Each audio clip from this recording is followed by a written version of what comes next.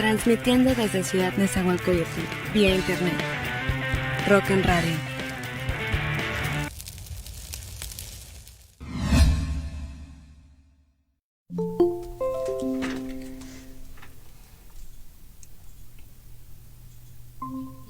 Ya, es que no me veo.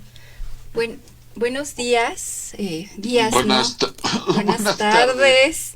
Ah, ya, es que no me veía.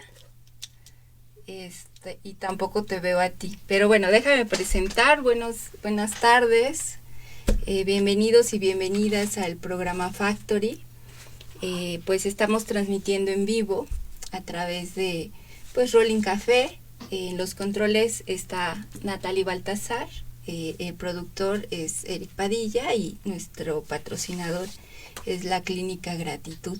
Pues les agradecemos que estén siguiendo la transmisión y en esta ocasión, en este programa, pues está dedicado totalmente a la conmemoración, ¿no? del 2 de octubre, de los hechos que ocurrieron el 2 de octubre de 1968. Y pues para tratar, ¿no?, un tema tan delicado de nueva cuenta de la historia de México, pues tenemos un invitado muy especial que ya había estado anteriormente acá en Factory. Pues definitivamente teníamos que volver a invitarlo, pues el doctor Gerardo Ábalos Tenorio, con quien vamos a estar conversando a lo largo de estas 2 horas para ir pensando qué es lo que sucedió en esos hechos tan terribles de la historia de México y también, ¿no?, ir haciendo como un análisis y también, ¿no?, al tiempo actual, qué ha sucedido respecto de esos hechos, cómo siguen impactando,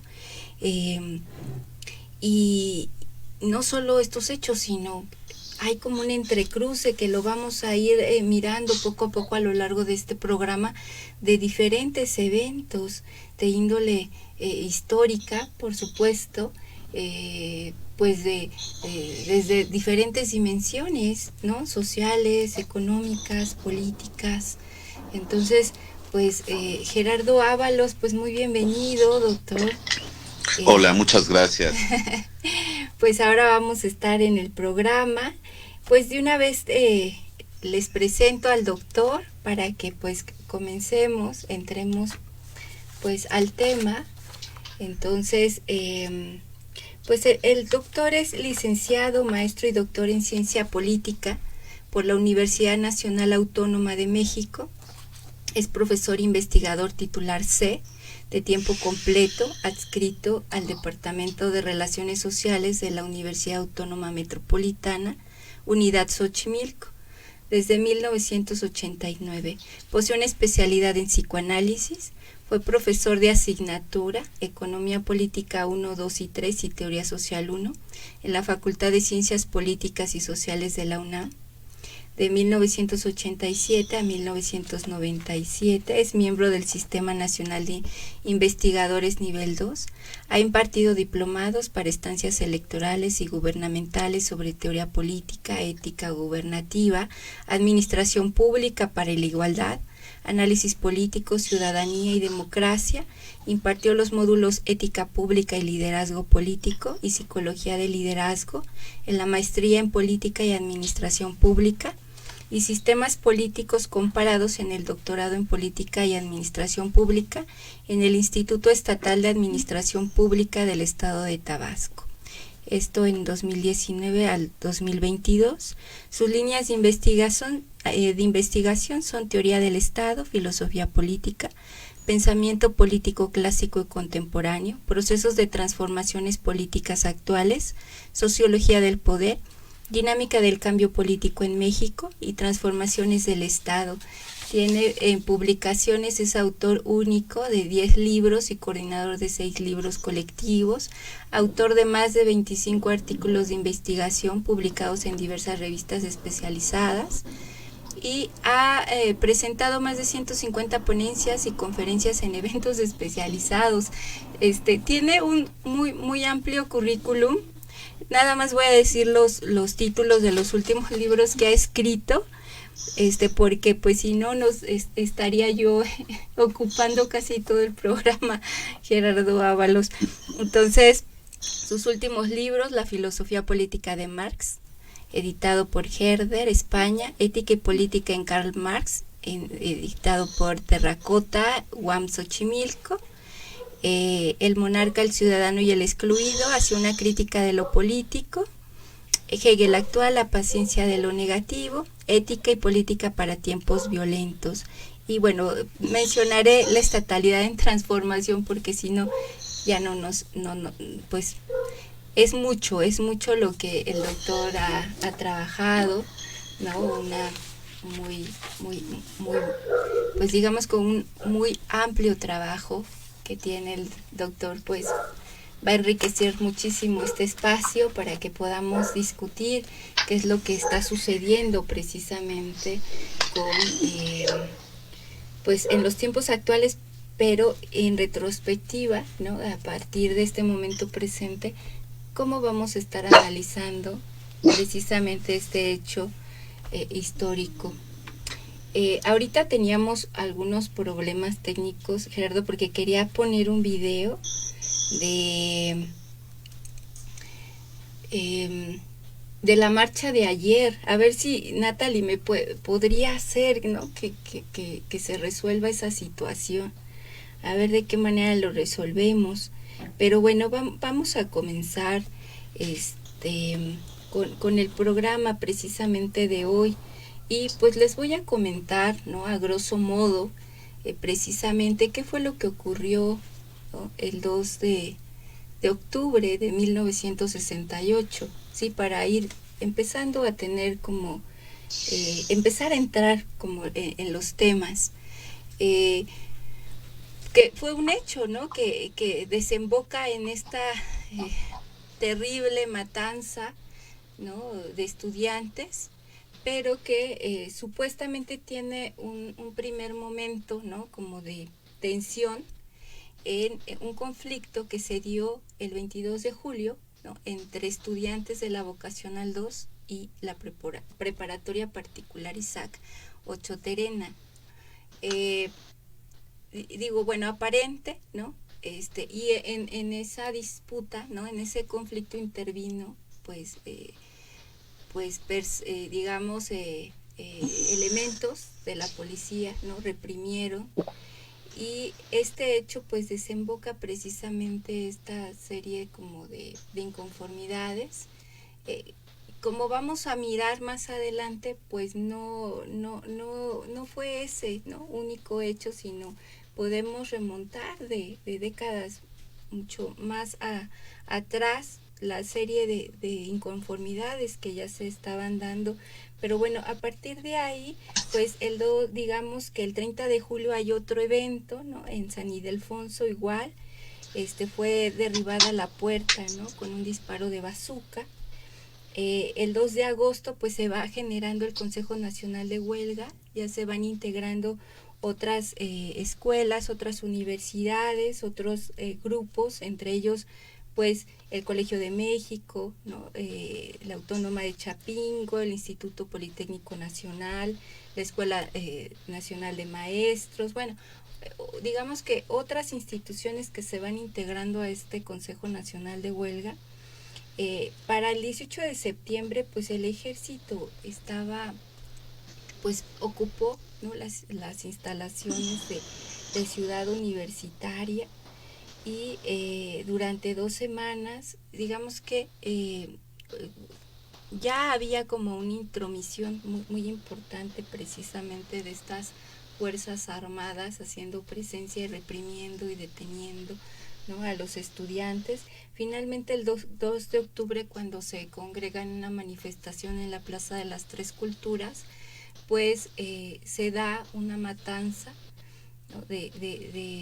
Había pues niños, niñas, porque padres, maestros, profesores, porque a este movimiento se unieron diferentes, ¿no? Personas, sí, familiares, se unieron profesores, profesoras, y bueno, se reprime, el ejército reprime con violencia. Estaba de presidente en aquel entonces pues Gustavo Díaz Ordaz, estaba en el contexto también, ¿no?, de los Juegos Olímpicos, y bueno, pues digamos que los relatos, ¿no?, los testimonios que dan cuenta de lo que sucede, pues efectivamente había como un grupo infiltrado que trae como un guante blanco que empezó a generar el disturbio. El ejército empieza a disparar. Estaba este batallón Olimpia, ¿no?, que digamos que atacó a los estudiantes que efectivamente no estaban armados. Era una manifestación pacífica y asesinaron a muchísimas personas, ¿no? Fue terrible. Entonces, digamos que a grosso modo ese es como el hecho. Quiero leer de una vez, Gerardo, antes de que comencemos, un memorial que escribió Rosario Castellanos, poeta, memorial de Tlatelolco. La oscuridad engendra la violencia, y la violencia pide oscuridad para cuajar el crimen. Por eso el 2 de octubre aguardó hasta la noche, para que nadie viera la mano que empuñaba el arma, sino solo su efecto de relámpago. Y a esa luz, breve y lívida, ¿quién? ¿Quién es el que mata? ¿Quiénes los que agonizan, los que mueren, los que huyen sin zapatos, los que van a caer al pozo de una cárcel, los que se pudren en el hospital, los que se quedan mudos para siempre de espanto? ¿Quién? ¿Quiénes? Nadie. Al día siguiente nadie. La plaza amaneció barrida. Los periódicos dieron como noticia principal el estado del tiempo. Y en la televisión, en el radio, en el cine, no hubo ningún cambio de programa, ningún anuncio intercalado, ni un minuto de silencio en el banquete, pues prosiguió el banquete.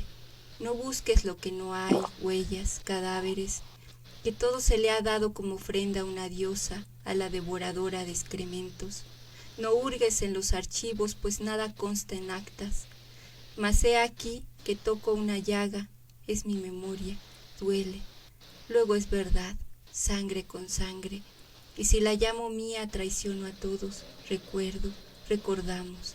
Esta es nuestra manera de ayudar a que amanezca sobre tantas conciencias mancilladas, sobre un texto iracundo, sobre una reja abierta, sobre el rostro amparado tras la máscara. Recuerdo, recordamos, hasta que la justicia se siente entre nosotros. Entonces, es un texto que escribió Rosario Castellanos, ¿no?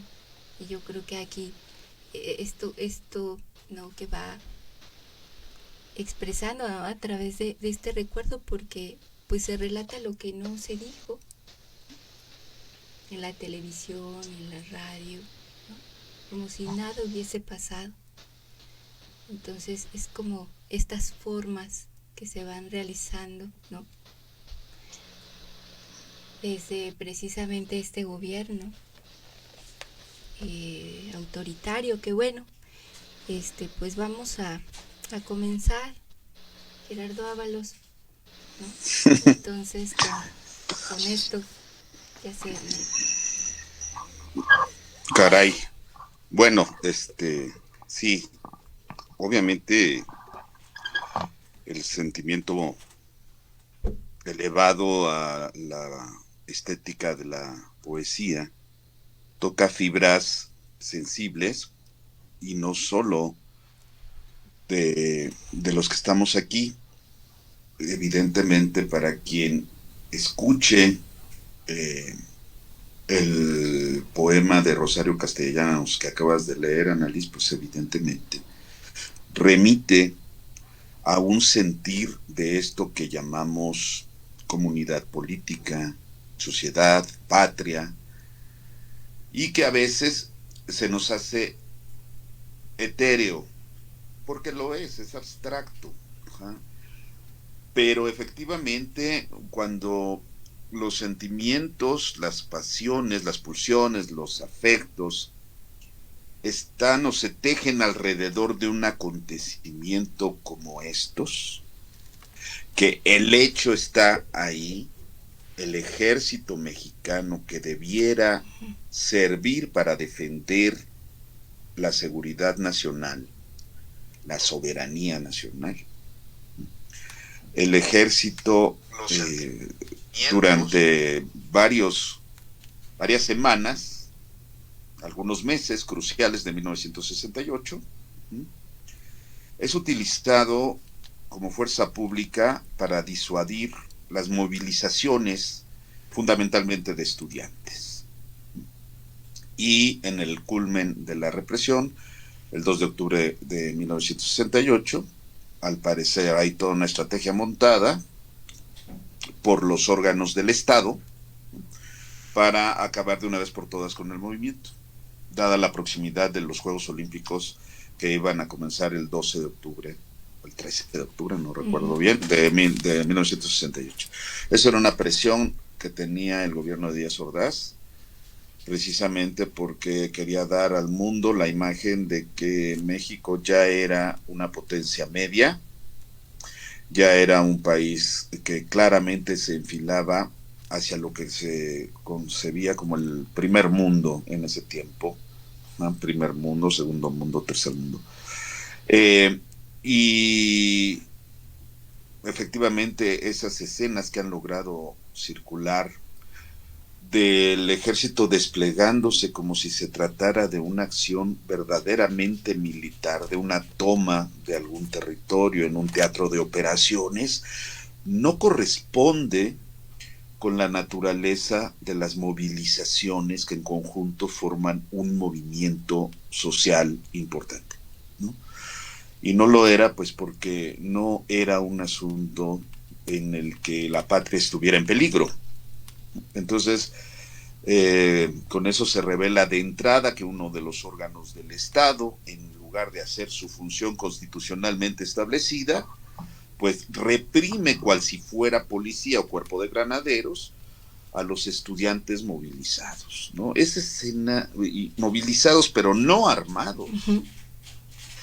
Era desde luego pues una represión, que lo tuvimos de nuevo en la plaza de Tiananmen, por ejemplo, en China. Pero la patria efectivamente duele más porque son jóvenes mexicanos que estaban despertando a la vida política, se estaban en el mismo movimiento politizando y estaban tomando en sus manos algo parecido al destino que iba a venir pues realmente muy poco, porque la generación del 68 está gobernando ahora.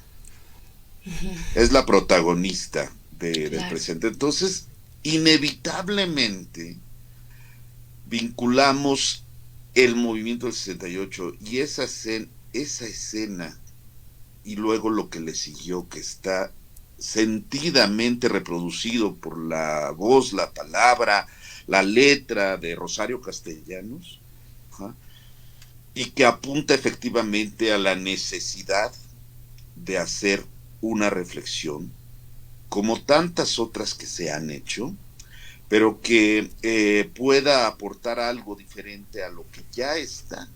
El 68 ya está muy discutido, ya está muy tratado.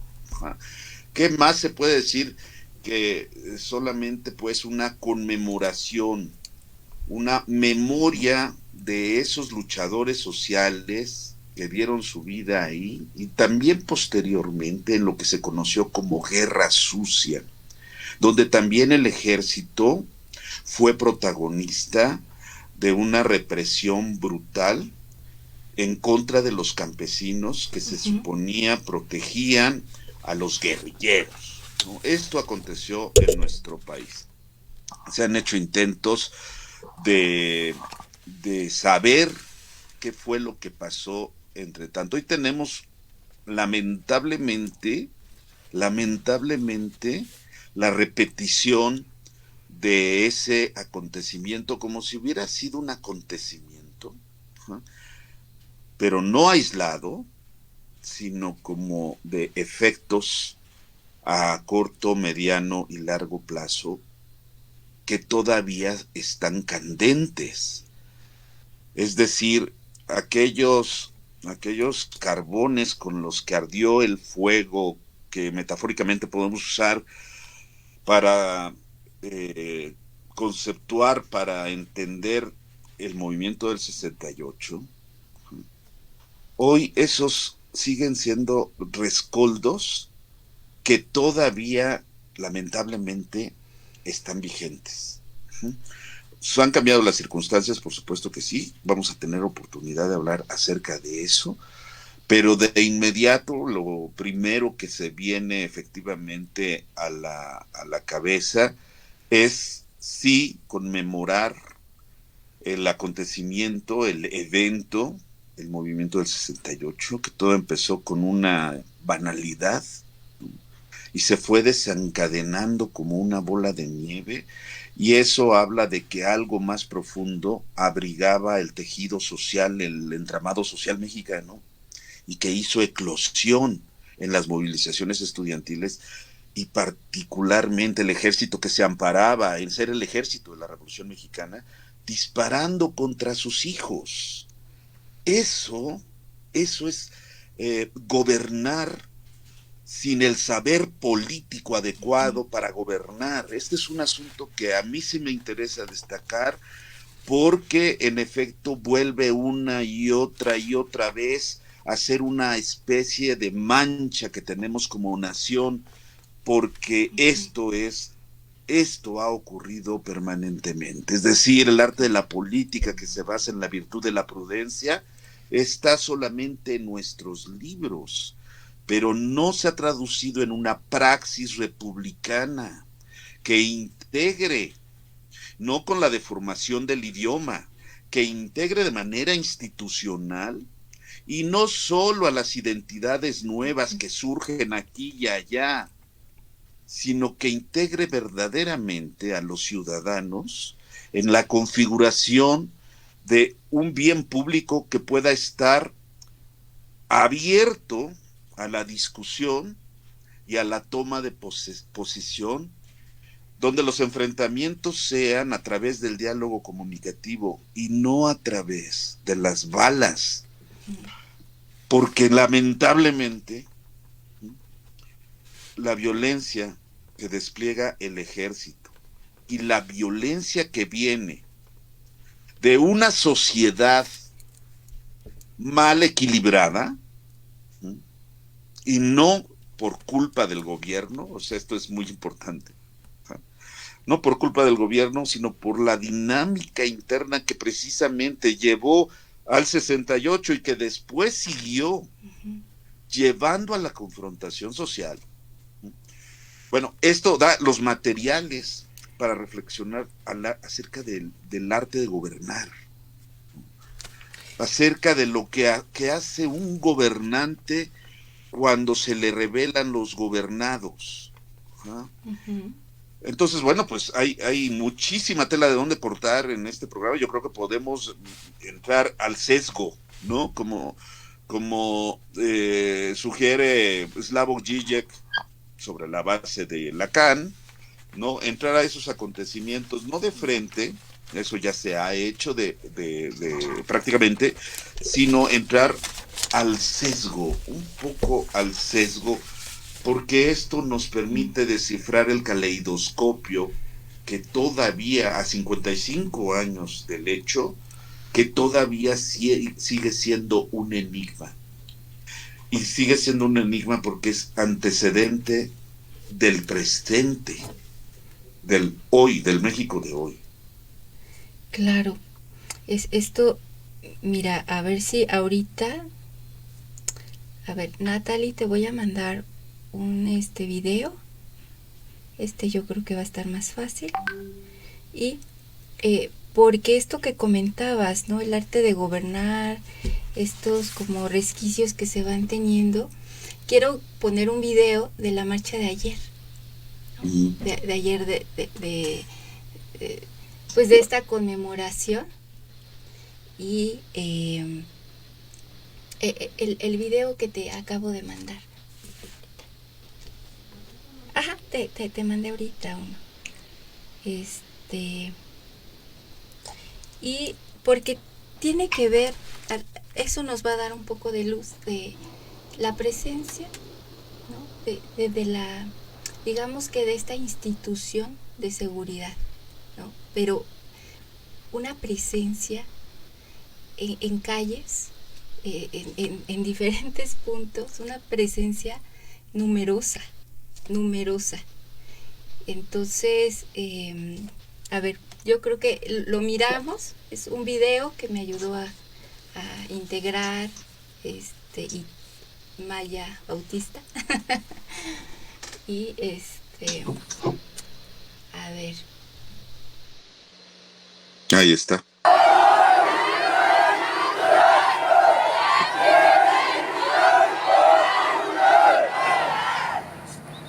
Al decir educación, mi persona se refiere a una enseñanza directa de parte de los que saben algo a favor de los que no saben nada. Es decir, una enseñanza que sea capaz de aumentar la capacidad productora de cada mano que trabaja y la potencia de cada cerebro que piensa.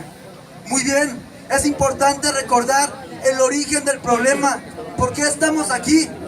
Simplemente es porque el gobierno siempre nos ha querido mantener callados, reprimidos, para así poder explotarnos y abusar de aquel pobre trabajador, de aquel pobre individuo que se encuentra excluido, lejano del pueblo mexicano. La masacre del 68 no fue nada más y nada menos que un golpe de Estado, una vil traición a nuestro pueblo mexicano, y por eso es importante esta marcha para...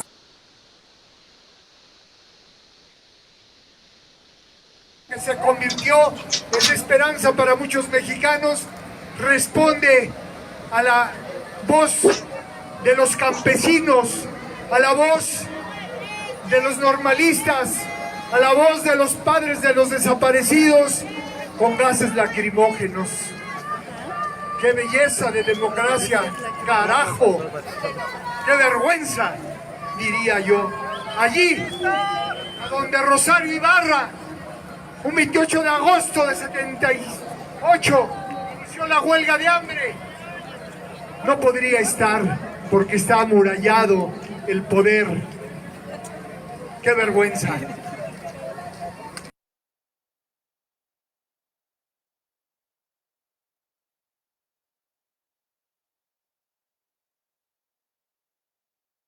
Democrática de los granaderos que ya no existen y siguen cada año lo mismo. Un minuto de silencio, compañeros, por favor, empieza en este momento.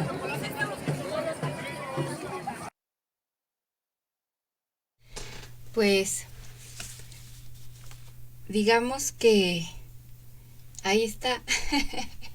Está efectivamente, ¿no? Lo amurallado, la presencia muy importante de los granaderos, pero aparte, como te puedes dar cuenta, ya no había casi contingentes y empezaron a lanzar gases lacrimógenos. Entonces, ¿cuál es el sentido? Como para qué maltratar. Entonces, definitivamente, como la intención era, ¿no?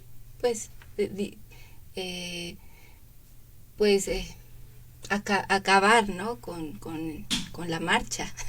O sea, que ya el mitin, digamos, la manifestación, pues se descongregara. Pero a estas fechas, digamos que a estos tiempos, ¿como para qué? ¿No? Si definitivamente la marcha era totalmente pacífica.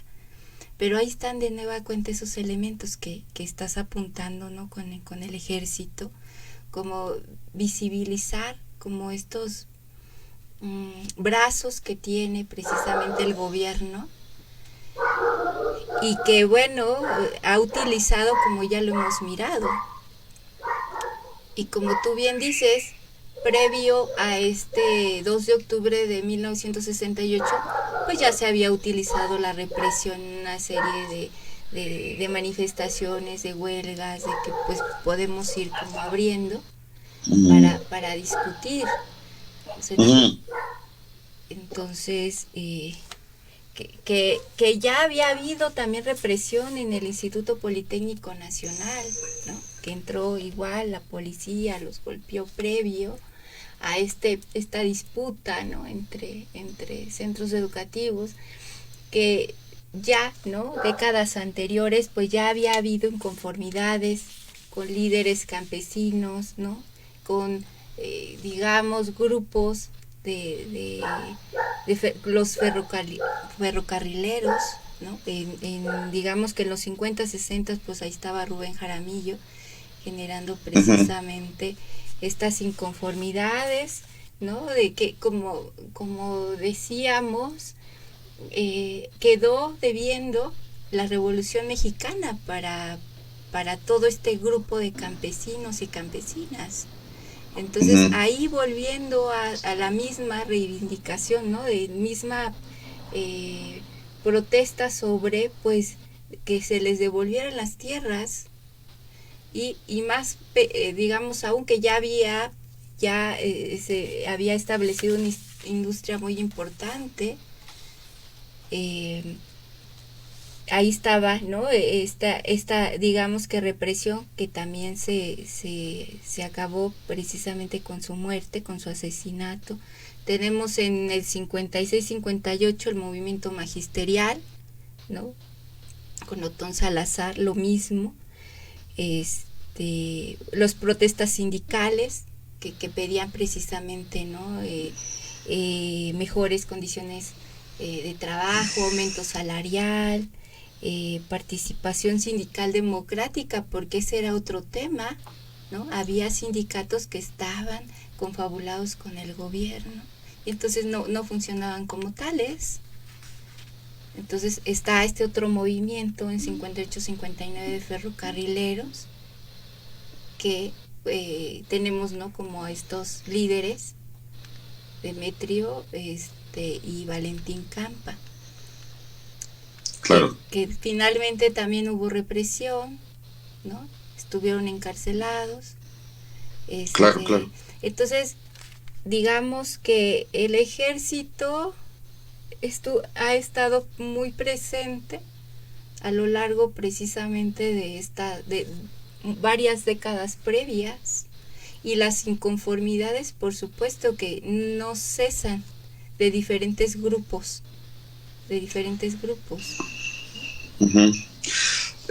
Mira, yo sí pienso que es necesario hacer un análisis, una tentativa de comprensión del movimiento del 68 desde las ciencias sociales. Obviamente, esto se ha dificultado porque, en efecto, quienes han hecho la interpretación del 68 en gran medida han sido los protagonistas y básicamente los dirigentes. Aunque sí se les ha dado voz a los que no fueron dirigentes, a los que estaban en la plancha o que ese día no fueron por X o Y circunstancias, básicamente la interpretación ha corrido de parte de los que inclusive estuvieron en la cárcel de Lecumberri y ahí pudieron establecer su facultad de ciencias políticas, pero en el exilio, digamos, ¿no? Y ahí ahí coincidieron precisamente con presos políticos de los antiguos movimientos sociales. Entonces, es posible hacer una interpretación desde las ciencias sociales porque lo requiere entender la manera en que el 68 forjó un espíritu, claro, que no es nada de espiritismo, ¿no? Ayer estaba escuchando una conferencia de un connotado jurista, de constitucionalista, y explicaba que eso del espíritu de las leyes le suena a espiritismo y que por lo tanto no pues no es algo que se pueda constatar, no se pueda comprobar, y pues es muy lamentable que se entienda el derecho constitucional sin esta parte subjetiva que deviene objetiva y que justamente se manifiesta en ciertos movimientos con sus mitos, con sus relatos, incluso de ficción, y que logran trascender la coyuntura y se postran como motores o plataformas de acontecimientos ulteriores. A mí me parece que las ciencias sociales sí permiten hacer una reflexión y un análisis objetivo de los acontecimientos que se desencadenaron, más bien que desencadenaron el 68 y que se desencadenaron a partir del 68 y que transformaron nuestra vida pública nacional, definitivamente. No la transformaron necesariamente de acuerdo a las utopías que se entretejieron a partir del 68, ¿no? Realmente tenemos una realidad política y nacional bien diferente a como la habíamos pensado cuando la izquierda llegara al poder y cuando los proyectos de transformación social pudieran tener la potencia como para echarse adelante, ¿no? En el video lo que vemos pues es algo muy, muy común, ¿no? Los jóvenes pues cubriéndose de los gases lacrimógenos que uno no entiende por qué fueron lanzados, ¿no? Sí se entiende, ¿no?, que el Palacio Nacional en estas circunstancias esté siendo así protegido con las famosas estas barras de metal, de acero me parece que es, no sé, porque pues el actual presidente pensó que llegando al poder iba a poder abrir el Palacio Nacional al pueblo y que el pueblo podía fácilmente hacer suyo el edificio como símbolo de que hacía suyo el poder. No es la misma la sede del poder que el edificio que alberga a los poderes, ¿no? Estos siempre están protegidos al igual que las personas que ejercen la autoridad público-estatal, ¿no? Eso se entiende perfectamente. Pues no fue así porque es cierto que ha habido provocaciones que consisten en pintar el Palacio Nacional, ¿no? Intentar quemar la puerta del Palacio Nacional, ¿no?, como un símbolo de las demandas, y después de eso y de las pintas y a los monumentos históricos, pues ya se diseñó toda una estrategia de protección al patrimonio histórico de la nación, porque independientemente de la naturaleza de las protestas, ¿ah?, y de que en efecto hay razones para la protesta, hay, sin embargo, el gobierno considera que hay los canales institucionales adecuados para darles cauce. Sin embargo, pues seguimos teniendo un gran problema nacional que está relacionado con el 68 y que se llama Ayotzinapa y que proviene del sexenio pasado. Y aquí es muy importante distinguir entre gobierno y Estado. Gobierno y Estado. Y cuando se dice fue el Estado, pues sí se quiere sintetizar de una manera, incluso como consigna política, la responsabilidad, ¿no? Lo que sucede es que es muy difícil personalizar y sustancializar al Estado, ¿no? Porque inmediatamente culpar al Estado se convierte en culpar al gobernante, y culpar al gobernante significa prácticamente acusarlo de inepto, de corrupto o de cómplice de quienes cometieron el atropello o el asesinato. No, las cosas ya cambiaron muchísimo respecto del 68 y de la forma en que el Estado actúa, porque aquí estamos hablando del Estado no en el terreno pasivo, ¿no?, sino en el terreno activo, cuando el Estado se hace presente en el gobierno, en la administración pública y también en la manera en que se resuelven los conflictos a través del derecho, ¿no? El Estado es todo eso, no nada más es el gobierno. Pero con lo de Ayotzinapa se actualizó el espíritu del 68, porque precisamente eran jóvenes no eran conformistas, estaban protestando, tenían demandas y se estaban formando como maestros rurales. Y precisamente querían tomar unos camiones para venir a la conmemoración, a la marcha del 2 de octubre. Y ahí empezó una gran desgracia de toda la nación, ¿no?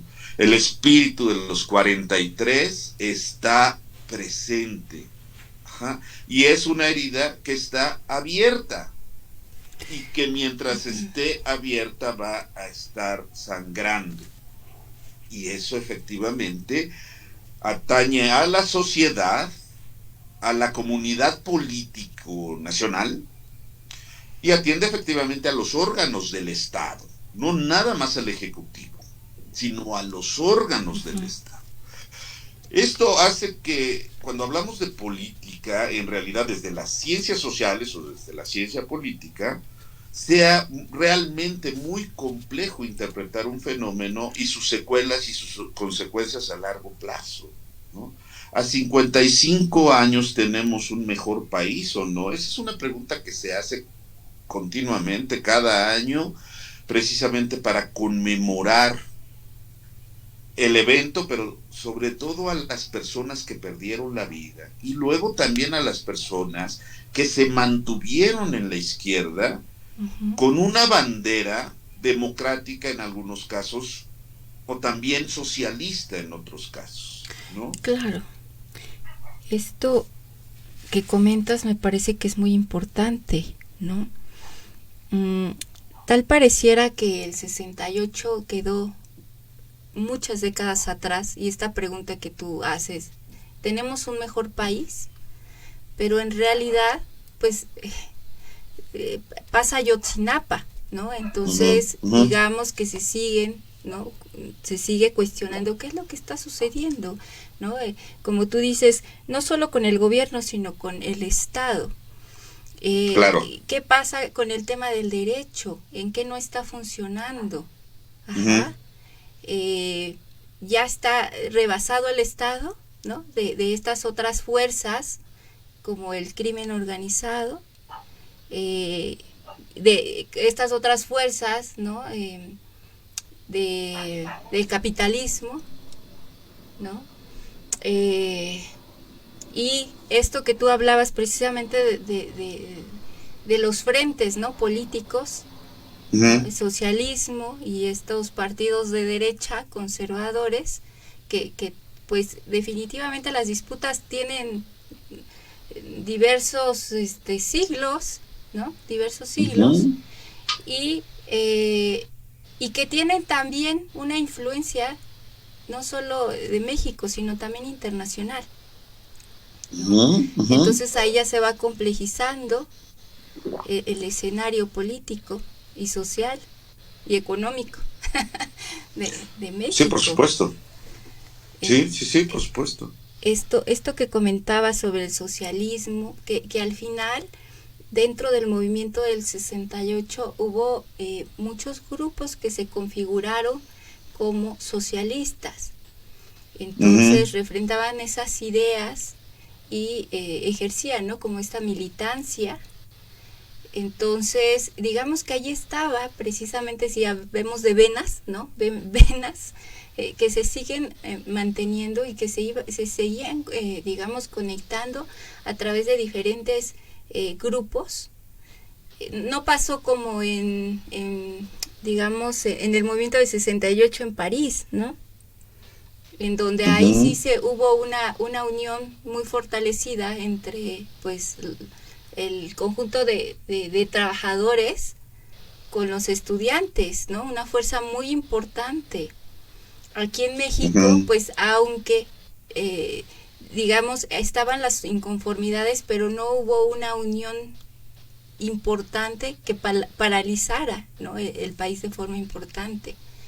Entonces, esta condición de la organización, que también es todo un tema, ¿no? Cuando hay precisamente estos, digamos, movimientos sociales, el tema de la organización y toda la conflictiva que hay también al interior, los desacuerdos, ¿no? Que en Claro. un momento dado se llegan a generar y que puede ser como digamos, un cojear del movimiento cuando se va, ¿no? En diferentes sentidos dentro de los mismos.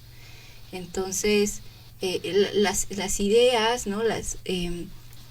Las creencias que también ahí están puestas, que al final lo que va uniendo un movimiento, como tú dices, pues es esta condición de la vida, de este espíritu que se va gestando, de precisamente de ya no querer seguir viviendo las condiciones en las que se está, ¿no? Sí, el asunto, perdón que te interrumpa, pero es que es conveniente. Ahora que Sí, estás sí, sí. tocando justamente ese tema, es justamente el movimiento médico de 1966 y el movimiento del 68, es el advenimiento a la esfera pública de las clases medias, Claro.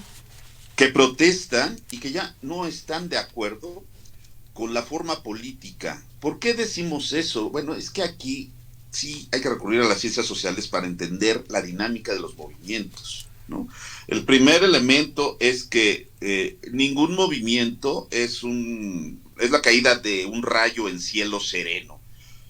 Todos los movimientos sociales provienen de ciertas circunstancias, felices o infelices, que confluyen y hacen explosión en algún momento por una cuestión de detalle. Ya estaban puestas las condiciones, ya nada más faltaba encender la mecha y ¡pum!, estalló el movimiento. Vamos a recordar algunos de esos elementos que confluyen en ese año crucial de 1968, no solo en el país, sino en todo el mundo, porque es la expresión de un cambio cultural importante. Cambio cultural que es a su vez el resultado de un encadenamiento complejo entre avance científico y tecnológico, que es una de las constantes para explicar el cambio social, ¿no? El desarrollo científico y tecnológico, en un mundo que no es homogéneo, no es igual, no tiene partes homogéneas que se llamen países y que coexisten y que se ponen de acuerdo en la ONU y que se ponen de acuerdo para el desarrollo homogéneo. No, así no está estructurado el mundo. La humanidad siempre ha vivido en imperios y este imperio tiene un centro imperial que son los Estados Unidos de América, que hereda el lugar que en un primer momento, en la época moderna, desempeñó Inglaterra y antes España y Portugal, ¿no? Cuando se abre esto que se llama época moderna, que no necesariamente coincide con la modernidad en cuanto a actitud frente al mundo, en cuanto individuo, el individuo dice pienso, luego existo, y el individuo se convierte en el núcleo de la sociedad. Esa es, digamos, la característica de la modernidad. Pero como el mundo no es homogéneo, como hay norte y sur, centro, periferia, o si quieren ustedes, centro imperial y colonias o neocolonias, pues efectivamente a México le tocó participar de la modernidad frenéticamente rápida asociada con la industrialización y la urbanización, que vino a México de manera tardía, ¿no? Y también de manera circunstancial. A partir de la crisis del 29, efectivamente esto es como un catalizador del desarrollo industrial en algunos de los países seleccionados de América Latina, pero el poder lo sigue teniendo Estados Unidos, ¿no? Y esto condiciona la condición soberana, esto condiciona la estructura de la soberanía en América Latina, que sigue siendo dotadora, exportadora de materias primas, y solamente adopta de una manera a cuentagotas, ¿no?, la revolución industrial que proviene precisamente de la Segunda Guerra Mundial. Pero además el país era relativamente diferente al resto de América Latina, porque aquí había habido una revolución que duró 10 años al menos en su etapa armada más álgida, y que se había concretado en un texto constitucional con 3 artículos completamente disfuncionales respecto de la perspectiva liberal del mundo y de la vida. No era el individuo y la propiedad privada el sujeto soberano de esa constitución, lo que hacía especial a esa constitución era el artículo 3, el 27 y el 123, que eran los llamados artículos sociales de la Revolución Mexicana. Pero no se resolvió en 1917 la etapa armada de la Revolución Mexicana, ¿no? Claro, la mitología desarrollada a partir de la Revolución Mexicana, pues dice que en 1917, ya con la Constitución, ya con eso, se le dio respuesta a los campesinos, a los obreros y a las clases populares, y ya con eso se inició el desarrollo, el progreso nacional, la homogeneidad y todo esto que se cuenta o se contaba en los libros de texto. En realidad no ocurrió así. La Revolución Armada siguió, ¿no? Y terminó con sus caudillos traicionados, asesinados,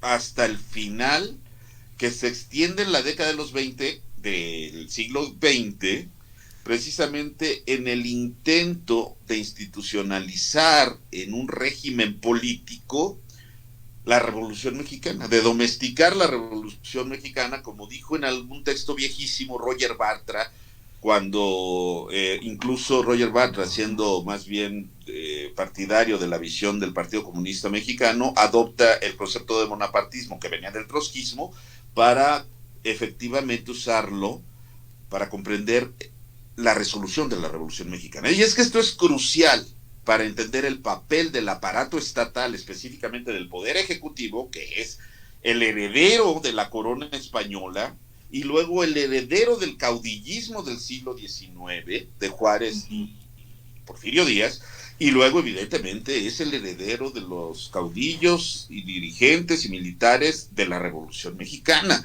Pero de lo que se obtuvo de ahí en realidad, pues no fue pues un gobierno democrático. La Revolución Mexicana se resolvió con un golpe de Estado, con el plan de Agua Prieta de Álvaro Obregón, y ahí empieza una institucionalización compleja que va a la par de la guerra cristera, que es otro de los fenómenos que como que se estudia aparte, pero no ligado con el proceso que sigue la Revolución Mexicana en los años 20.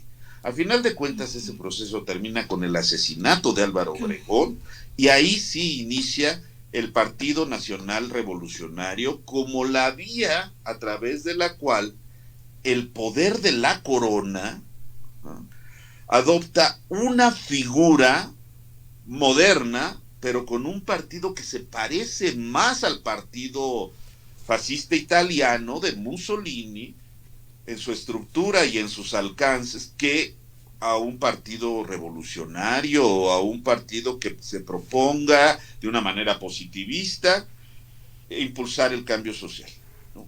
Ahí empieza una institucionalización que necesariamente ha de ser autoritaria, porque no había en ninguna parte elementos ni siquiera para un régimen político republicano democrático. No existía esto. Y esto es lo que comanda el desarrollo del capitalismo nacional, por supuesto que subordinado económicamente a los Estados Unidos de América.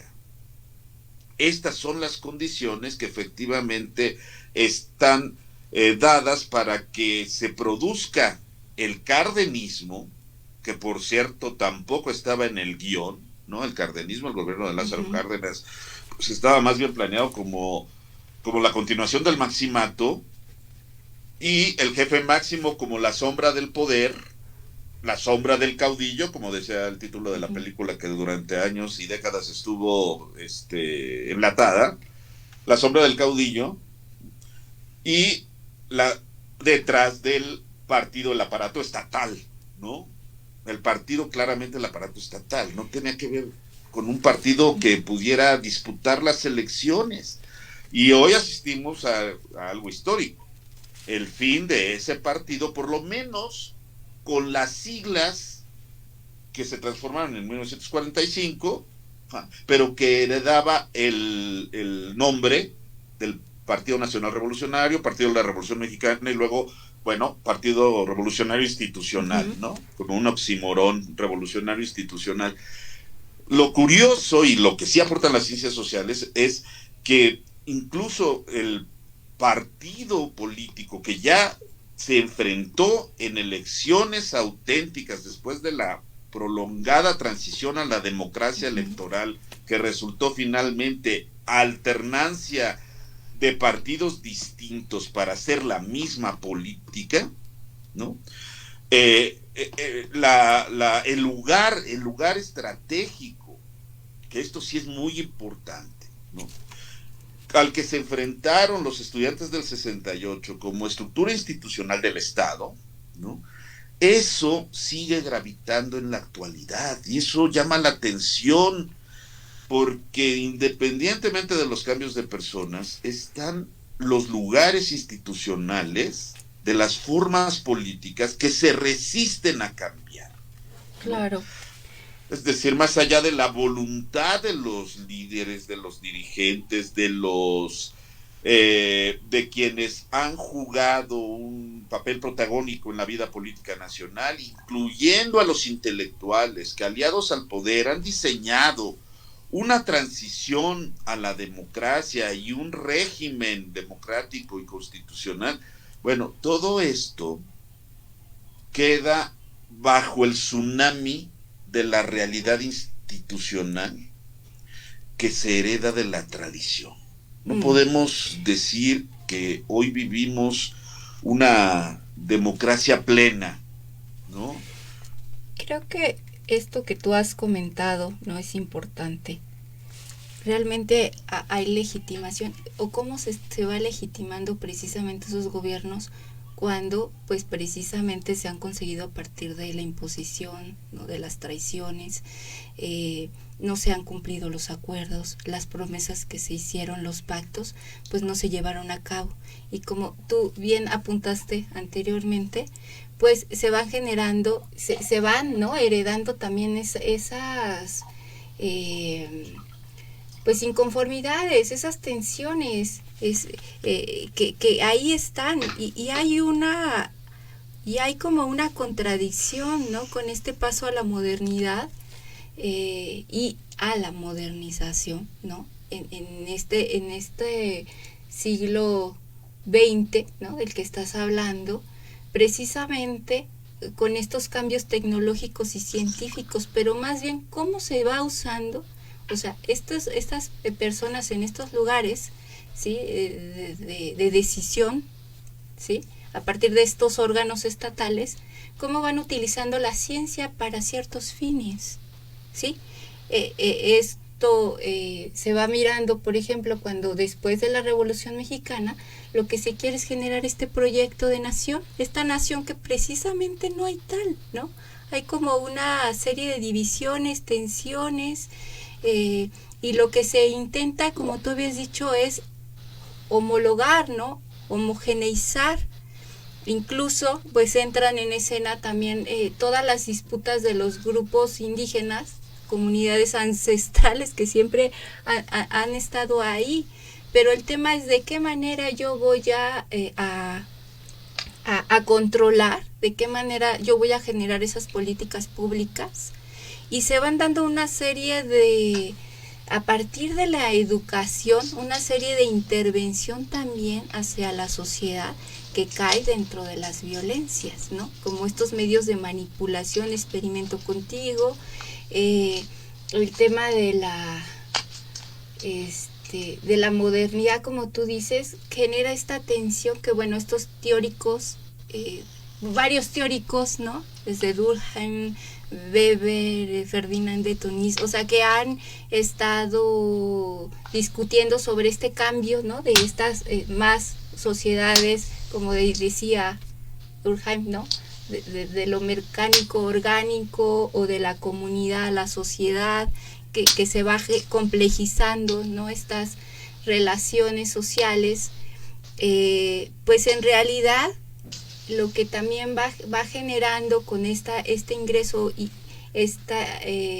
nuevas formas de integrar de la tecnología y del capitalismo es otro tipo, ¿no?, de desigualdades o de complicaciones, ¿no?, sociales, ¿no?, el tema de las migraciones que se van dando de lo rural a lo urbano, el urbano con la fábrica, las condiciones de trabajo que se van generando, las maquilas que van entrando, como tú dices, ¿no? Desde la época de la colonia, ¿qué es lo que saqueaban? Pues materias primas, ¿ja?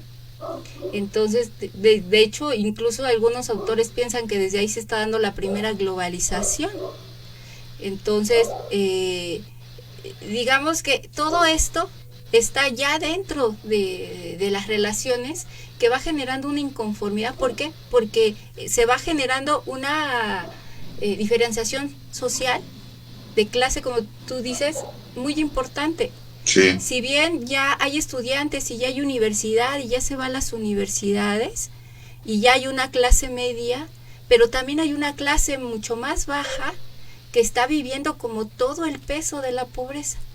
Entonces, digamos que todo eso está ahí, sin contar como toda la escena política del dominio de los imperios, como tú bien dices, ¿sí? El tema de la Guerra Fría que está ahí operando e interviniendo a partir precisamente de Estados Unidos, ¿no? Que quiere generar su dominio, mantener el control, y empieza a generar una serie de intervenciones a los diferentes países, ¿no?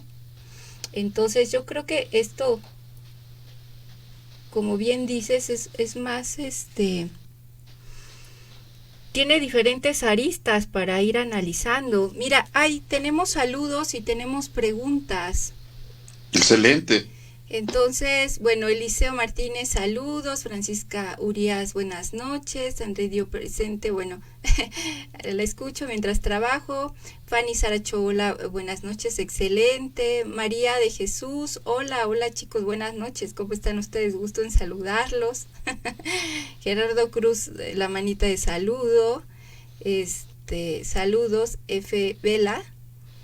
Marilu Martínez dice, ¿y es real que después de la masacre el Estado determina por estrategia no matar, no reprimir masas para evitar, y pone entre comillas héroes, ahora prefiere permitir el esclavismo en drogas, prostitución o libertinaje sexual, pero en resumen una juventud carente de ideales, incapaz de luchar o enfrentarse organizadamente?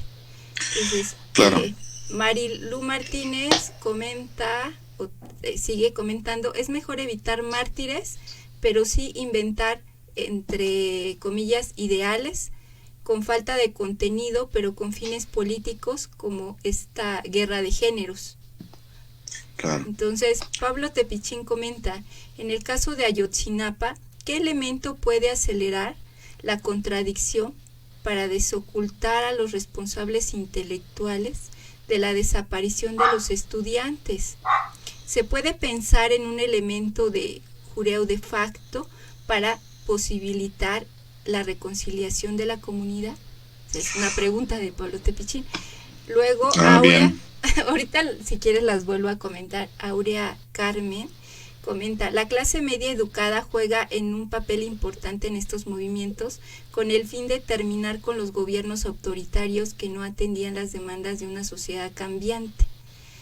Entonces, y Dulce dice, saludos, doctor Gerardo. Dulce, George, ¿no? Dulce, George, no quería decir George, pero dice, saludos, doctor Gerardo Ábalos Tenorio. Entonces, pues vamos a música y regresamos con esto, ¿no? Claro que con sí, los comentarios. sí. Entonces, musiquita. Vamos a escuchar precisamente de una cantante mexicana de esos tiempos que estuvo presente en el movimiento estudiantil, mujer, ¿no? Como tú dices, Gerardo, se habla mucho de ciertos líderes, de ciertas personas, pero ¿qué pasa con las demás personas? ¿Sí? ¿Qué pasa con todas las demás personas que no se considera? Entonces, pues bueno, el tema de las mujeres que también estuvieron presentes y que de alguna manera estudios ahora de las feministas y que están publicados ahí en los estudios de género de la UNAM, pues que apuntan precisamente que algunas de las tareas que se les daban a las mujeres pues era el de la limpieza, el de los alimentos, ¿no? Pero bueno, también hubo mujeres voceras, mujeres que estuvieron al frente Y bueno, lo comento a propósito de quién vamos a escuchar, a Judith Reyes, que estuvo presente en el movimiento y que ella, digamos que su música es canción de protesta. Entonces, pues vamos a escucharla. Sí.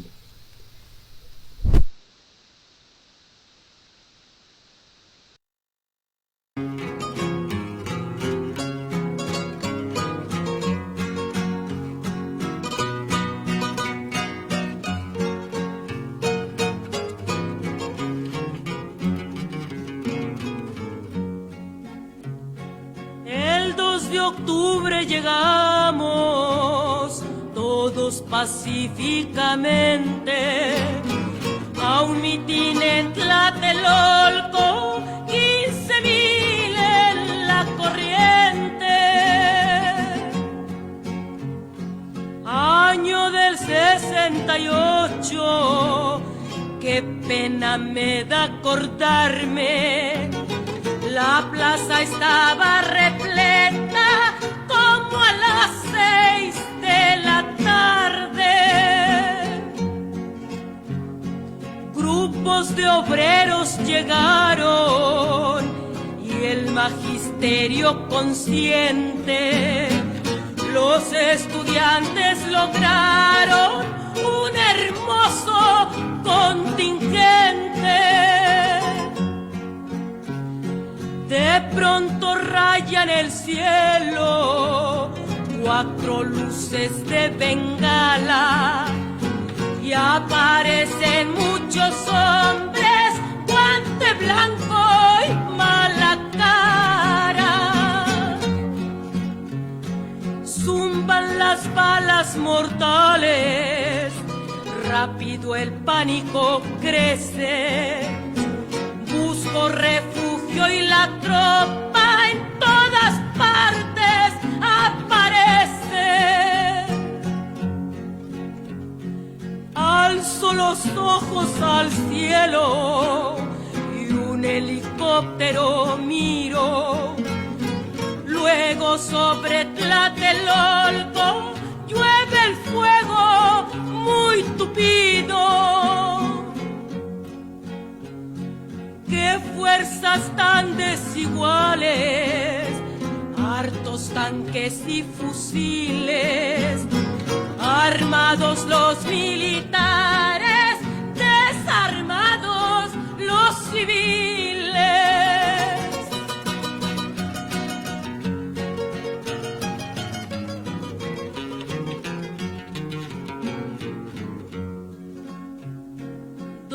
Años tenía un chiquillo que muerto cayó a mi lado y el vientre de una preñada como lo han bayoneteado.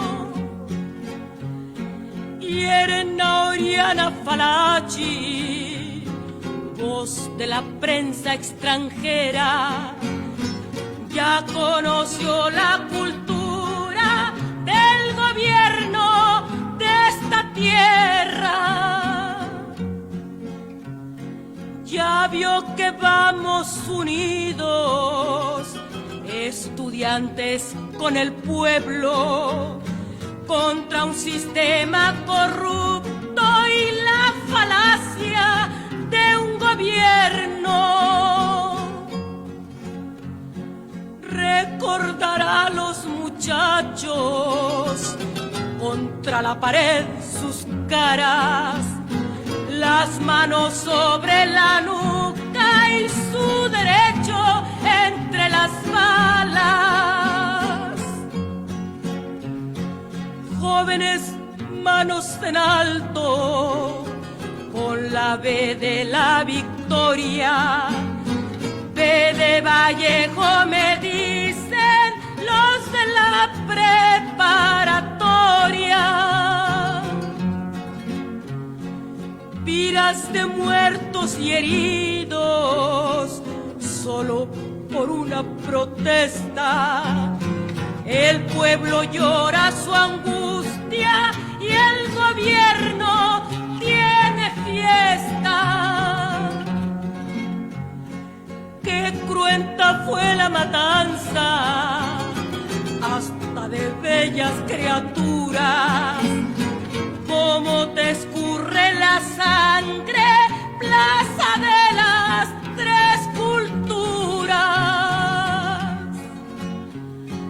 Y porque en esto murieron mujeres y hombres del pueblo, el presidente le aumenta al ejército su sueldo.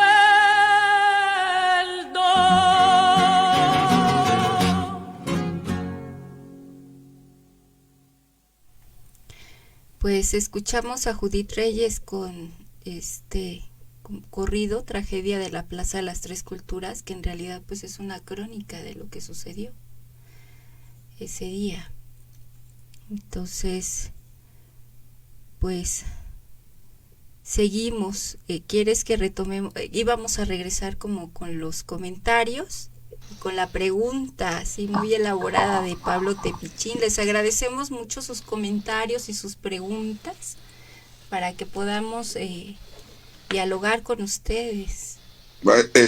Sí, puse atención en las preguntas. Por alguna razón no escuché el corrido, me quedé esperando. Pensé que había alguna falla y entonces me quedé así esperando, pero bueno, no escuché el corrido, entonces a lo mejor voy a sonar medio aclimático o anticlimático, pero voy a retomar una de las preguntas. Ajá, la sí, de sí. Aurea. Vamos a las preguntas. Aurea dice algo bien interesante, porque pareciera que me interesa plantear un horizonte de interpretación que nos permita distinguir entre esa parte que está muy presente en las columnas políticas y en los comentarios del periodismo, que es el tema de las voluntades encontradas o dialogando o de acuerdo o en conflicto, y que frecuentemente se traduce en opiniones morales acerca de las actitudes, conductas y acciones de los protagonistas, ¿no? Porque sí es cierto que hay una visión dominante de la política donde efectivamente importa mucho el quién, el qué está pensando y el cómo actúa, para que el periodista, sobre todo el de opinión, pueda expresar su opinión, valga la redundancia, en torno a uno de estos elementos que constituyen la escena de la política o el teatro de la política.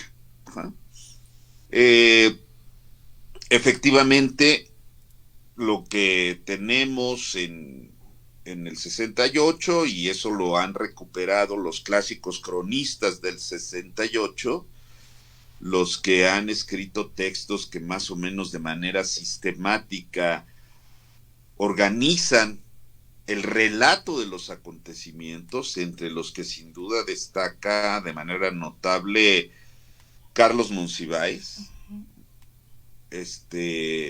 Y efectivamente pues parece ahí que los estudiantes están demandando democratización, participación en la vida política nacional. Pero ese es un contenido que se les da a posteriori. Cuando viene el cronista y luego el historiador a poner orden en el pasado y a agrupar con conceptos y categorías los acontecimientos que crudos pues no tenían ningún orden.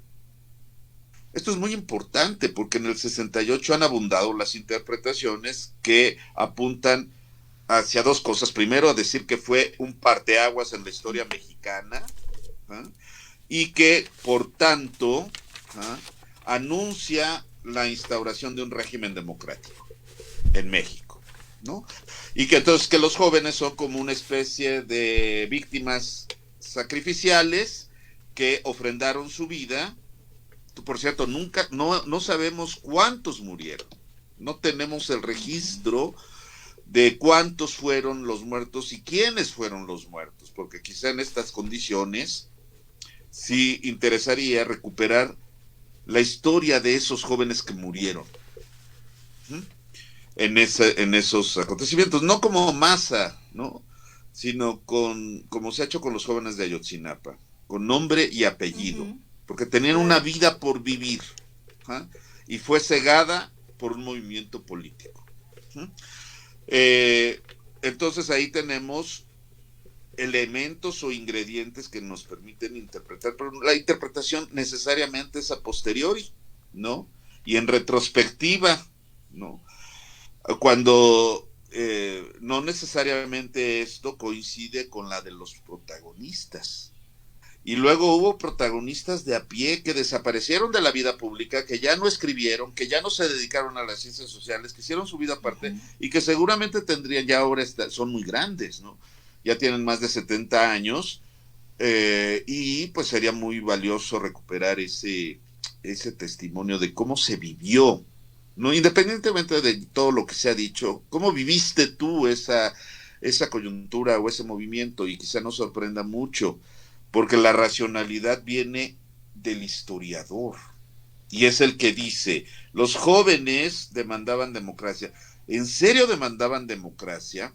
Bueno, en primer lugar, efectivamente, desde el punto de vista estructural, este país estaba creciendo al orden del 8% anual, con una población de menos de 50 millones de habitantes. Cuando nos ponen de ejemplo a Finlandia, de un ejemplo de civilización y todo eso, sí, pero son 350,000 habitantes, no inventes. Aquí, en ese México de 1970, que fue un año de censo, me parece, hay alrededor de 50 millones de habitantes. Hoy somos 127 millones de habitantes, ¿no? De entrada, el elemento demográfico que forma parte de lo estatal, pues es incomparablemente diferente. Luego tenemos una tasa de crecimiento importante, pero tenemos un desequilibrio estructural que nos ha perseguido como fantasma, que impide nuestro desarrollo potencial incluso más equilibrado. Y ese desequilibrio es campo-ciudad. El campo está siendo abandonado, pero no como una política gubernamental, porque en realidad la Revolución Mexicana sí tenía un proyecto de desarrollo para el campo, basado en los campesinos, basado en el ejido que podía ser colectivo o individual, pero en todo caso era una propiedad que no era privada y por tanto no era susceptible de ser vendida. Bueno, ese esquema empieza a fracasar de una manera catastrófica, ¿no? De hecho, Gustavo Díaz Ordaz rompe récord en el reparto de tierras, por ejemplo, ¿no? Reparte más tierras que el propio Lázaro Cárdenas. ¿Ja? Y este es el esquema de la Revolución Mexicana, pero debido al ensamblaje de la economía mexicana con la economía de los Estados Unidos, la economía mexicana recibe los golpes y los desequilibrios de la economía de los Estados Unidos. Y esto se manifiesta en algo muy grave, que es la falta del desarrollo en la agricultura mexicana, que provoca una migración que es de otro tipo a la migración actual, que es la migración interna, la inmigración que llega a las ciudades y cambia, ¿no? La estructura incluso del individuo, de la familia, ¿ah? Y de las instituciones que están alrededor de este cambio social importante, ¿no? El mundo ya estaba cambiando de una manera acelerada en todos los órdenes, ¿no? Hay un cambio importante en la década de los 60, la introducción de la popularización de la píldora anticonceptiva y la traducción de esto en una rutina, en una vida cotidiana, en una rutina que ya no encaja en las instituciones tradicionales y en el esquema del patriarcado o de la familia patriarcal, con el padre autoritario y la mujer sumisa. Esto se manifiesta sobre todo en muchas cosas, pero también se manifiesta en la cultura del 68. Hay un librito que se llama El año que transformó al mundo, 1968, de Ángeles Magdaleno, que es curadora de esta obra, ay, no sé, creo que ahí está, está muy bonito, sí. Es un libro muy bonito, porque básicamente es un relato de los grandes cambios que confluyen en el 68, y podemos hablar entonces de un espíritu de época. Ajá. Pero si nos vamos a lo más elemental del movimiento del 68, que son pues lo que nos relata siempre Carlos Monsiváis, cuyo librito es como el que se usa en las escuelas, ¿no? El 68, la tradición de la resistencia, se usa en las escuelas, y también el de los días y los años de Luis González de Alba, y por supuesto el del 68 de Elena Poniatowska, y el de Ramón Ramírez, que es bastante grande y tiene una recopilación de documentos importantes. Con eso normalmente se da clases en las facultades de ciencias políticas, ¿no? Y de historia. Pero si nos remitimos a lo que los jóvenes estaban planteando como pliego petitorio, es como medio desconcertante. Uh-huh. Lo reiteramos, ¿no? Okay. Son 6 demandas. Libertad de todos los presos políticos, porque había presos políticos célebres, ya lo dijo Annalisa hace rato, es decir, estaba Demetrio Vallejo y Valentín Campa, porque eran precisamente los presos políticos que heredó el movimiento ferrocarrilero de 1958. Y es que efectivamente el 68 es un eslabón más de los movimientos que se suscitaron en la medida en que había desarrollo industrial en el país a partir de la Segunda Guerra Mundial. De hecho, Lázaro Cárdenas puso las condiciones para ese desarrollo, ¿no? Industrial. Es decir, no era un revolucionario socialista. Por ejemplo, la educación socialista de Lázaro Cárdenas, pues era simplemente una educación racionalista basada en la ciencia. ¿Ja? Y la invención, la creación del Instituto Politécnico Nacional por parte de Lázaro Cárdenas, la ciencia al servicio de la patria, efectivamente es el proyecto de generar aquí técnicos y científicos lo suficientemente capacitados como para comandar el desarrollo científico del país en una lógica de independencia nacional, aparte de, sin duda, el reparto de tierras que hizo Lázaro Cárdenas y del reconocimiento de los derechos de los trabajadores. Al mismo tiempo, pues sí los corporativizó en el PRI corporativo. Uh-huh, claro. Y presidencialista, se fue conformando ahí sí el régimen autoritario, pero no debemos olvidar estas dos caras del Leviatán que tiene el Leviatán mexicano, la cara del progreso, de mirar hacia el desarrollo y la integración, y la otra cara que es autoritaria. Sí, tienes todo esto, pero a través del Estado, o sea, por ejemplo, tienes tierras, pero a través del Estado, tienes crédito, pero a través del Estado, y el Estado se convierte en el eje articulador del desarrollo nacional, y por supuesto hay una educación y un proyecto educativo muy importante en el país, que a 55, bueno, primero, a las 2 décadas del término de la Segunda Guerra Mundial, ya empieza a tener sus resultados y sus frutos maduros. Y efectivamente hay un fruto maduro que es el movimiento médico de 1966, uh-huh. Donde claro. Efectivamente ya son médicos, ya son profesionales, además con una de las profesiones liberales más significativas, más representativas, que todavía sigue teniendo hoy en día la mayor demanda en la UNAM, me parece que es medicina, y si no es medicina es derecho, o cualquiera de las dos. Es decir, aquel proyecto del CCH de generar especialistas y profesionales que puedan entender los cambios sociales y todo eso, pues no está muy demandado, que digamos. Lo que está demandado es medicina y derecho, porque el esquema es liberal burgués y los médicos reaccionan, se organizan y piden demandas, tienen demandas burguesas, lo cual no es ningún pecado. Y los jóvenes, ¿qué demandas tienen en realidad? ¿No? Claro. Libertad de todos los presos políticos, ¿sí? Como si no se pudiera conceder. Derogación del artículo 145 y 145 bis del Código Penal, que es el que plantea el delito de disolución social, y con eso pues a los que agarraban en las manifestaciones los pretendían encarcelar y los encarcelaron efectivamente. Luego, desaparición del cuerpo de granaderos.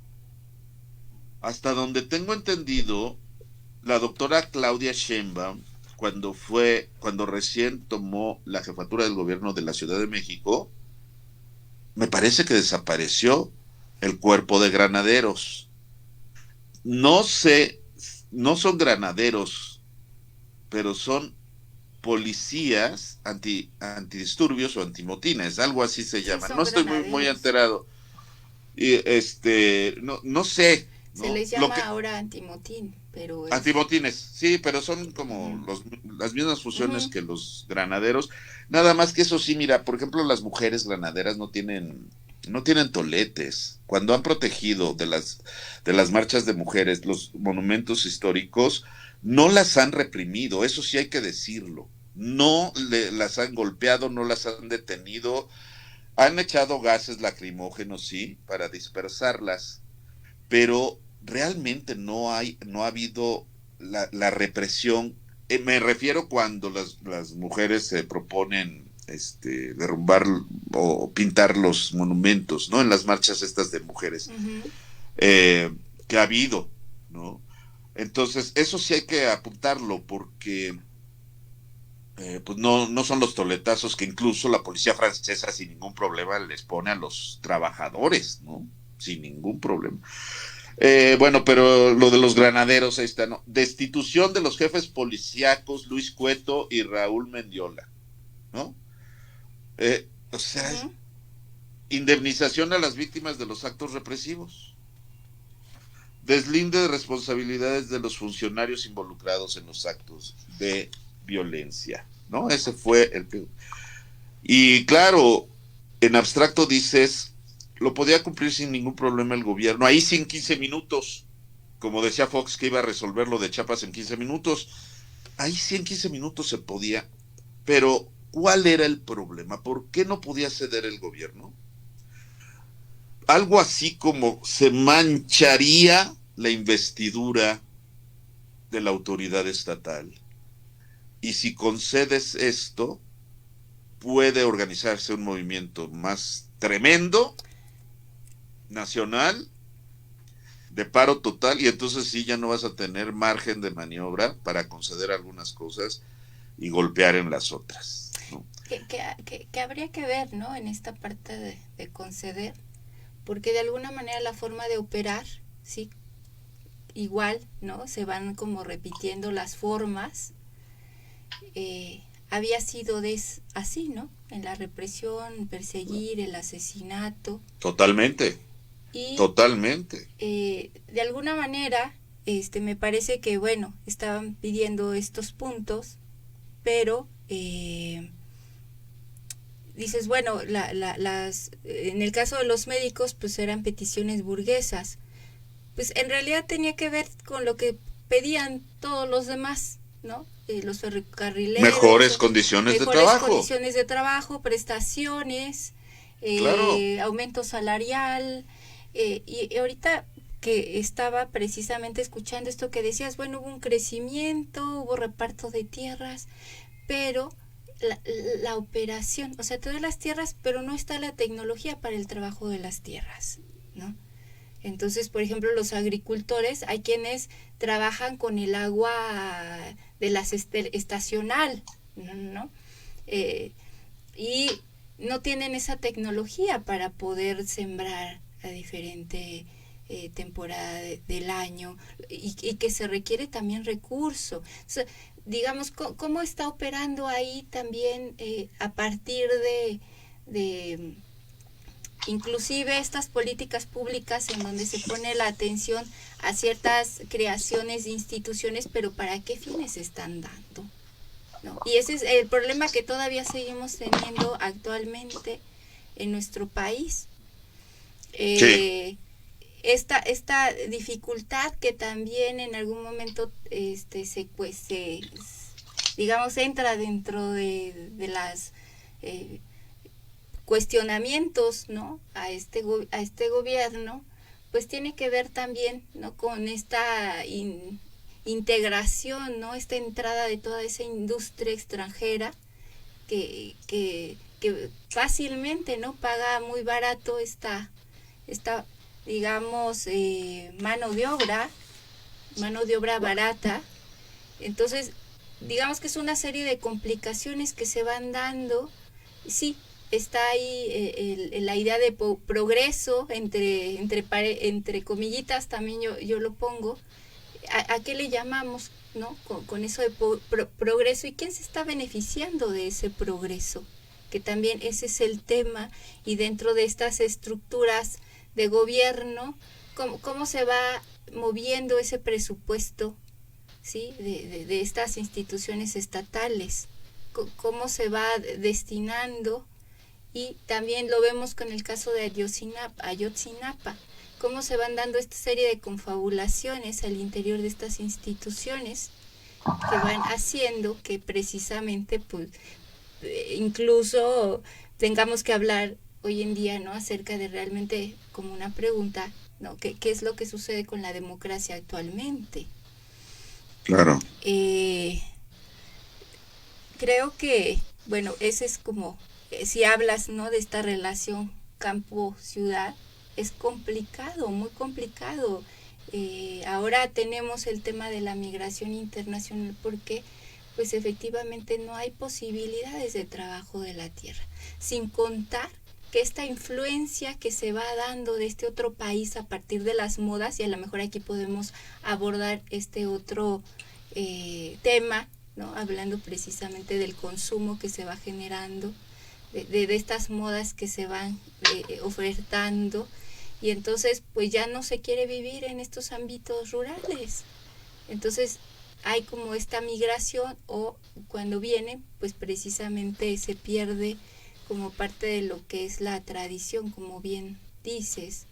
Otro tema importante en el tema de la tradición son precisamente las creencias en tema de esta desigualdad de género, que me parece que es importante también comentarlo.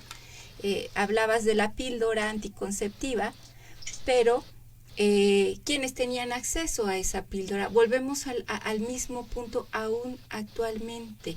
Las mismas condiciones de vida, ¿no? Tan lamentables que muchos sectores de mexicanas viven, es lo que les impide, ¿no? Tener precisamente, uno, la información, acceder a esos servicios, y también ese otro cuestionamiento de cómo esos servicios y estos profesionistas están ejerciendo, ¿no? Esos servicios. Ese es otro gran tema que creo que ya nos estamos, bueno, ya desvía, pero pues también es parte del mismo tema, porque en el 68, como decías, a nivel internacional, digamos que se generaban una serie de peticiones, pero más allá era un cambio precisamente también la libertad de expresión, un cambio en las formas, ¿no? En las normas represivas, en las prohibiciones hacia cierto sujeto joven que quería ser trascendido. Entonces, me parece que si bien estos son los puntos, pero yo creo, como tú bien hablas, el espíritu que se estaba dando en México, al igual que en otros países, era cambios a nivel social importantes, que también estaban ahí, y digamos, alborotando por condiciones de vida diferentes. Lo cierto es que finalmente no todas los sectores, ¿no? De la población, o si queremos llamarlo en términos de clases sociales, iban a vivirlo de la misma forma. ¿Ja? Y esta cuestión de progreso no iba a beneficiarse el grueso de los mexicanos y las mexicanas. Entonces ahí está, ¿no? Como todas las problemáticas que seguimos arrastrando. Entonces, cuando hablamos precisamente de crecimiento, pero pues, ¿quién se está beneficiando? ¿No? ¿Quién se está beneficiando? ¿De dónde surge ese crecimiento? Bueno, podríamos como expandir el tema. Déjame ver cómo vamos en tiempo. ¿Quieres? Vamos con con otra pausa y seguimos con las preguntas. Falta la de Tepichín, que está, de Tepichín. que es muy buena, es muy Sí, buena. sí, es muy buena, entonces esa va a dar para mucho. Ya se nos está yendo. Para un seminario. Para un seminario. Pablo Tepichín, por favor, vamos a invitarlo para que pueda comentarnos. Sí, para que nos comente la obra de Byung-Chul Han. Entonces, pues mira, vamos déjame, leo los últimos saludos y vamos a la siguiente canción. Yo creo que vamos a tener que tener otra más y yo creo que ahí, porque sí se nos fue bastante rápido el tiempo, ya casi estamos a punto de terminar el programa, entonces yo creo que vamos vislumbrando a comentar las preguntas y a un cierre, o no un cierre, no es necesario. A ver, Dulce volvió a comentar, no solo no se les han reprimido estas manifestaciones feministas, sino también se les ha permitido rebasar la línea de expresión. Manifestación, y han terminado agrediendo a estos grupos policiales llamados Ateneas e incluyendo civiles. ¿Cómo se le llama esto? Ella pregunta, para que también ahí la tengamos pensada. Aurea dice, desapareció a los granaderos, pero solo de nombre, ¿no? Sí, claro. Pues sí. Entonces, bueno, Aurea comenta el movimiento de las batas blancas, y bueno, Lulú, saludos. No olvidemos a la escritora Elena Poniatowska y de su libro La noche de Tlatelolco. No, claro. Sí. De hecho, Carlos Monsiváis, en su librito que enseñé, que es así un clásico, la primera página es un reconocimiento a La noche de Tlatelolco de Elena Poniatowska, de 1971, y el movimiento estudiantil de México, de Ramón Ramírez. Y en ellos se basa Carlos Monsiváis para hacer sus reflexiones y hacer su trabajito. Indudablemente. Ahora sí hay que comentar, no sé si haya tiempo, pero rápidamente, que Elena Poniatowska, ahora que están de moda los plagios y los desmentidos de los plagios, Elena Poniatowska fue demandada por Luis González de Alba de plagio, porque la historia original de lo que cuenta Elena Poniatowska en La noche de Tlatelolco es este libro, ¿no? Que en la cárcel escribió Luis González de Alba, le entregó el manuscrito a Elena Poniatowska y pues lo vio publicado en Era, ¿no? Con algunas modificaciones, evidentemente, pero este es el manuscrito original de Luis González de Alba. En realidad hay que ser muy honestos en eso. Yo sí creo en los principios de no mentir, no robar y no fornicar. ¿No? ¿Cómo va? No me acuerdo muy bien, pero algo así es. Y pues sí hay que decir que Elena Poniatowska tuvo que reconocer el plagio y pagar una determinada cantidad, no sé los detalles, pero fue un escándalo importante ahí hace algunos años, ¿no? Y ya que estamos, bueno, voy a hacer un pequeñísimo homenaje a el recientemente fallecido, mi compañero de la UAM. No se ve. Ahí está. Es que como estoy al revés, tengo un problema de dislexia y luego me ponen al revés. 2 de octubre, Historias del Movimiento. Es bien bonito este libro porque se va precisamente a la recuperación de los testimonios. El autor es Mario Ortega Olivares, ¿no? Y con esto quiero hacer un reconocimiento. Acaba de fallecer, todavía, no sé, tenía 70 años, 72 por ahí, y era uno de sus libros más emblemáticos, tuvo varias ediciones. Y es muy entretenido además conocer este punto de vista de los protagonistas, aunque no tuvieran un papel relevante en la dirigencia del 68, y hay otros textos así también recientes, porque cuando se cumplieron 50 años del 68 hubo una gran efervescencia de publicaciones y de interpretaciones nuevas del 68, por ejemplo coordinado por Enrique Ávila Carrillo, que él fue protagonista del 68, Enrique Ávila y Odín Ávila Rojas, 1968, 50 años de represión, despojo y resistencia, ¿no? Y es una coordinación de varias voces. También súper interesante este libro, bueno, que tiene efectivamente varias contribuciones, alrededor de 12 contribuciones. Y bueno, hay un montón de libros sobre el 68 y son muy diferentes las interpretaciones. Pues esto que comentas, ¿no? Sobre quién está escribiendo la historia y a quiénes se les recuerda. Claro. Y otro tema tan delicado es el tema del plagio. Entonces,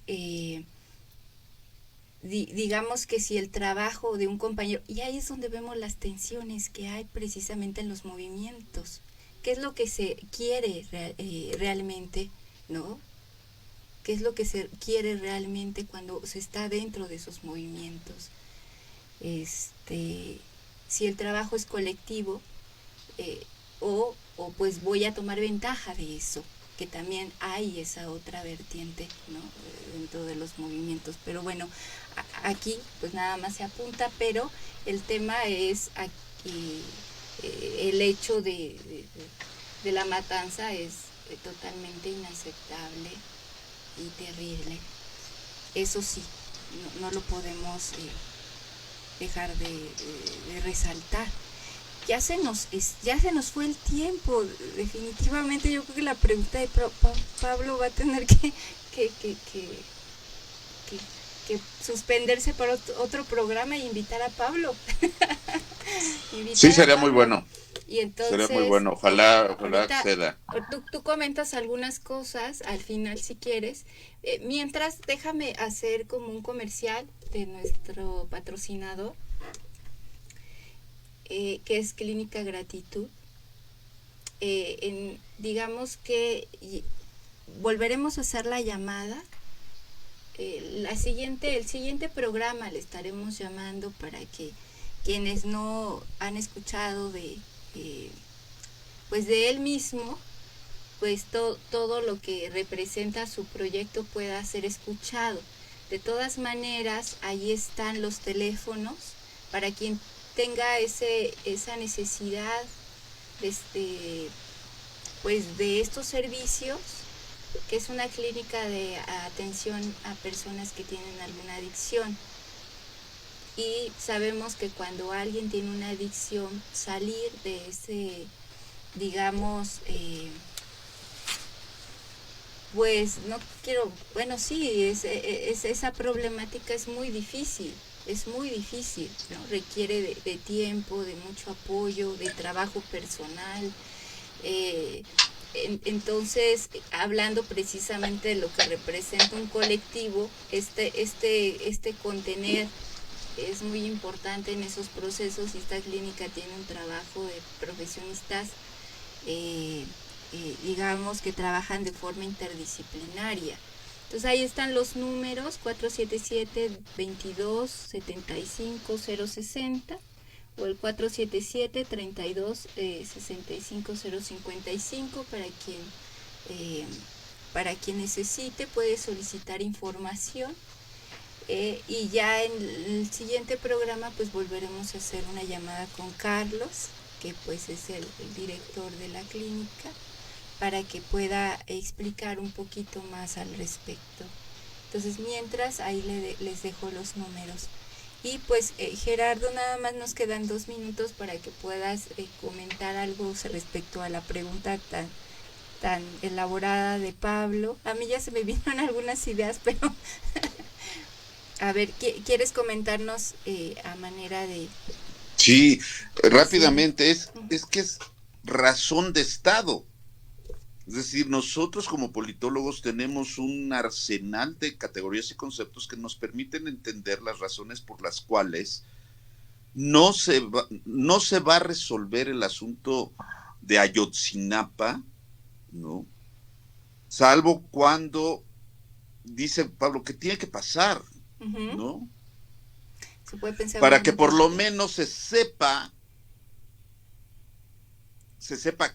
quién los mató, cómo, bueno, quién los desapareció. No hay visos, dice Encinas, de que sigan vivos. Uh-huh. Pero, ¿cómo fue que los desaparecieron? ¿Y qué se va a hacer con la estructura de poder que hace imposible en términos de razones de Estado que se conozca la verdad? Sí. Hay casos que no se van a resolver nunca, ¿no? ¿Quién mandó matar a Kennedy? ¿Quién mató a Colosio? Porque ya todos dicen de plano, el asesino solitario, ¿no? El, y cómo desaparecieron, eso es posible saberlo. Yo pienso que sí, pero no es suficiente la voluntad de un gobernante, ¿no? De hecho, es muy incómodo para López Obrador tener que justificar al ejército. Pero es que López Obrador llegó por la vía pacífica al ejecutivo. No es ningún monarca absoluto y por tanto no tiene bajo sus órdenes al ejército, ¿no? Ujú. Estamos hablando de un Estado y no estamos hablando de una monarquía absoluta, estamos hablando de un Estado y por tanto estamos hablando de la razón de Estado, ¿no? La razón de Estado. Digo, como una referencia, también es un comercial, en el diccionario de injusticias coordinado por Pereda y los profesores que coordinaron el diccionario de injusticias en siglo XXI, viene la voz razón de Estado. Y ahí se explica muy puntualmente en qué consiste este secreto que evita que la república sea una casa con paredes transparentes, translúcida. Y esto no lo vamos a tener mientras el Estado sea un proceso de integración social de los que son en la vida social dominados y dominadores. Ya con eso, ¿no? Ok. Entonces, pues se queda abierto porque hay mucho que decir al respecto, pero fue muy interesante lo que nos compartiste, nos hiciste pensar mucho. Te agradezco, como siempre, que No, gracias hayas a ti. aceptado estar en este espacio. Y pues agradecemos también a la audiencia que está escuchando y agradecemos también sus saludos y los comentarios, las preguntas y pues nos vemos el siguiente martes, ¿no? A las 19 horas por Factory. Entonces muchas gracias. Buena noche.